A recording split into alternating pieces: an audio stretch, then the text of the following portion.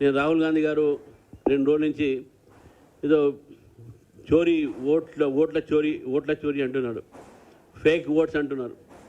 నాకు అర్థం కాదు ఏంటంటే హిమాచల్ ప్రదేశ్ వాళ్ళు గెలిచారు, అప్పుడు వాళ్ళకు ఫేక్ ఓట్లు గుర్తు రాలే. కర్ణాటక వాళ్ళు గెలిచారు, అప్పుడు ఫేక్ నోటు వాళ్ళకు గుర్తు రాలే. తెలంగాణ వాళ్ళు గెలిచారు, అప్పుడు ఫేక్ ఓట్లు వాళ్ళకు గుర్తు రాలే. ఈరోజు మన మహారాష్ట్ర ఓడిపోయిన తర్వాత, హర్యానా ఓడిపోయిన తర్వాత, రేపు బీహార్ కూడా ఓడిపోతున్నామని తెలిసి ఈ సర్ అనేటటువంటి స్పెషల్ ఇంటెన్సివ్ రివిజన్ ఉందో దీన్ని వ్యతిరేకిస్తూ మీ ఓడిపోతున్నామని చెప్పి ముందే ఒప్పుకొని ఓట్లు ఫేక్గా ఉన్నాయి, చోరీ జరిగింది అని చెప్తా ఉన్నారు.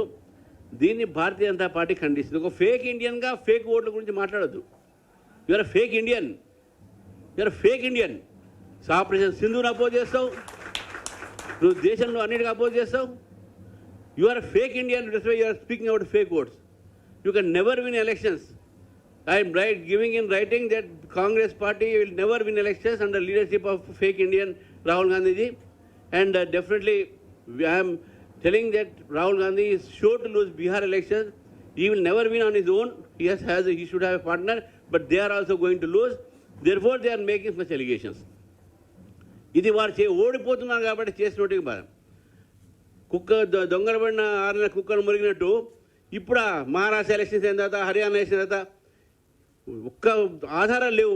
రైటింగ్లో ఏమంటే ఇయ్యడు, మాటలు మాత్రం మాట్లాడతాడు. ఆయన వెనకాల చాలామంది తెలుసు అందరికీ, ఎవరైనా దేశద్రోహులు, anti India forces, urban Naxals, వాళ్ళందరూ ఉండి ఈరోజు అతనితో చెప్పిస్తూ ఉన్నారు. కాబట్టి భారతీయ జనతా పార్టీ రాహుల్ గాంధీ గారి యొక్క తీరుని ఖండిస్తూ ఉంది. ఎవరైనా సరే ఈ భారతదేశంలో ఉన్నవాళ్ళు ఓడినా గెలిచినా ప్రజాస్వామ్యాన్ని మనం నమ్ముతాం.